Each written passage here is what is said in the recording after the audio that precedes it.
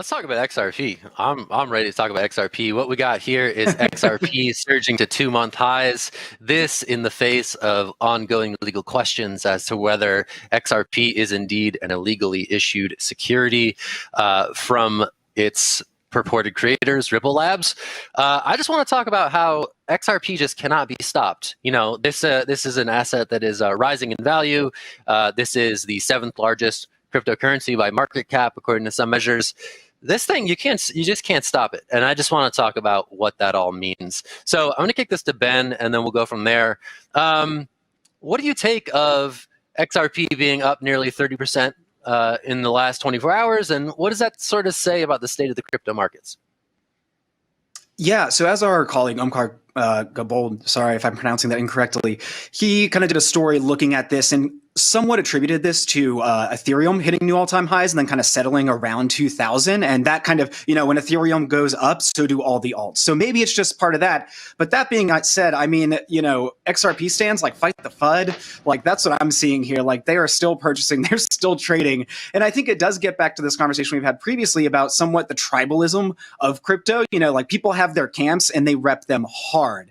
And so, you know, we've also seen a number of other cryptos sort of go through a legal morass of figuring out what's a security, what's not, all these other sort of things. That being said, this was an incredibly like prominent example of that. And it's one that's been going on for years. So maybe this is just people seeing, and I believe in this report, this mentioned, you know, that there was going to be some email back and forth that, you know, were cleared and, you know, given transparency about. And so that might clear up some uncertainty in this regard. But, you know, I think it just shows that people are not willing to kind of get off of some hills and they will die on them if need be.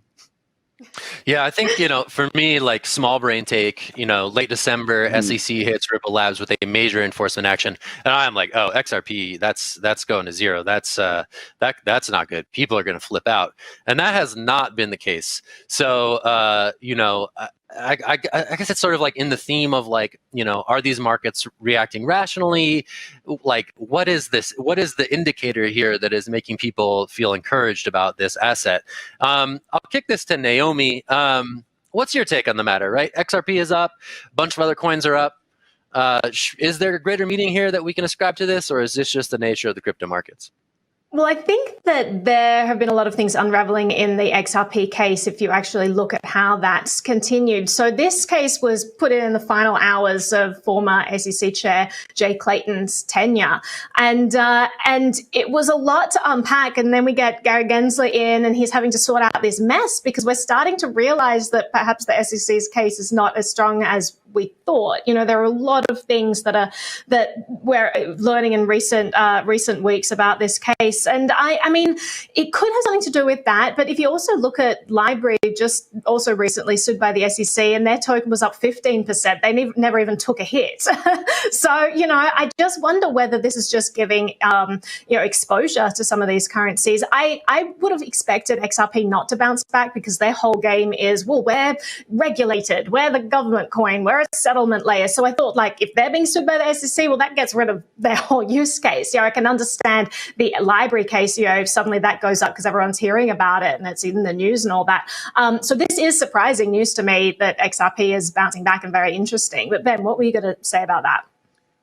Yeah, I mean, is this a case though of us being a little bit too U.S. centric in this regard? Like the SEC can totally take action, right? But these are currencies that go like beyond just the reach of the U.S. And to me, this shows in some sense maybe there is some resiliency, and this is kind of, you know, the whole proposal of cryptocurrencies generally is one government cannot control them. So that's an initial question that I have here is, you know, are we focusing on this just a little too much when maybe XRP users outside the U.S. are still going strong? You got it. Yeah, so nearly. Great question.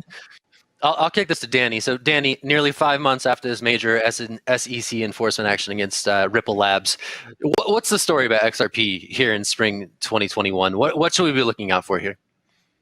I mean, I'd say that we've talked a little bit about this. A rising tide lifts all boats. So you've got that going on here. But then what Ben was getting to earlier, just the tenacity of the XRP army, they're not going to be dissuaded by any SEC enforcement action, even if it means that Ripple and XRP could ultimately get iced out of a major financial market.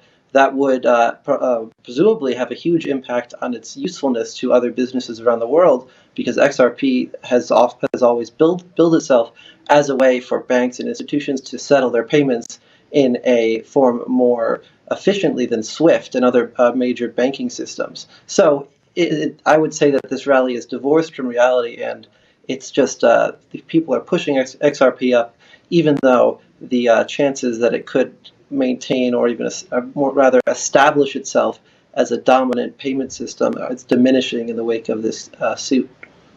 Yeah, worth remembering that this is a coin that is still suspended from most of the major U.S.-based crypto exchanges. So, hearkening to Ben's point about this maybe being more of an international phenomenon is something that is worth remembering.